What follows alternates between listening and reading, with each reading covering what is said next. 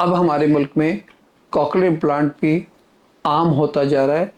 जो cochlear implant आम होता जा रहा है तो इसके बारे में लोगों के सवालात बढ़ते जा रहे हैं।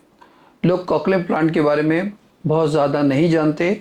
कुछ लोग तो ये समझते हैं कि जी इस सर्जरी से खुदा न खास्ता हमारे बच्चे को बहुत नुकसान हो जाएगा, और कुछ लोग ये समझते हैं बस कॉकलियर इम्प्लांट लग जाएगा तो हमारा बच्चा बोलने लगेगा। बात यह है कि कॉकलियर इम्प्लांट जब हम लगवाते हैं तो वो सर्जरी के ज़रिए लगाया जाता है। उसके दो पार्ट होते हैं, एक अंदर इंसर्ट कर दिया जाता है, एक बाहर से लगाया जाता है। और सर्जरी के बाद 6 हफ्तों के बाद उसका स्विच ऑन किया जाता है। स्विच ऑन का मतलब ये है कि बच्चे को फिर आवाज़ जाना शुरू होती है।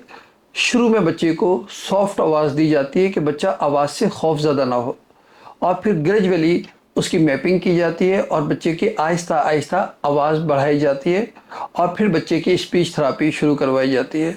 तो सवाल ये भी आता है कि क्या बच्चा जो है अगर उसका कॉकलियर इम्प्लांट करवा लेंगे तो उसको स्पीच थेरेपी की ज़रूरत नहीं पड़ेगी?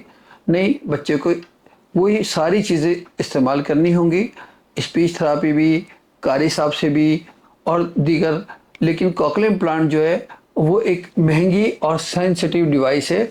उसकी उस तरह हिफाजत की जाएगी जिस तरह आपको ऑडियोलॉजिस्ट या कॉकलियर इम्प्लांट सर्जन बताएंगे, तो आप उससे ज़्यादा बेनिफिट उठा सकेंगे।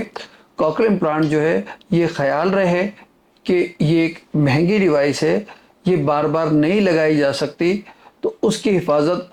और दूसरा ये है कि अगर आपके बच्चे को हेयरिंग एड से फ़ायदा हो सकता है तो आप खामखा सर्जरी ना करवाइए, उसको खामखा कॉकलियर इम्प्लांट की तरफ ना जाइए, बल्कि हेयरिंग एड से आप फ़ायदा उठाएं अगर आपके बच्चे को उससे फ़ायदा हो सकता है।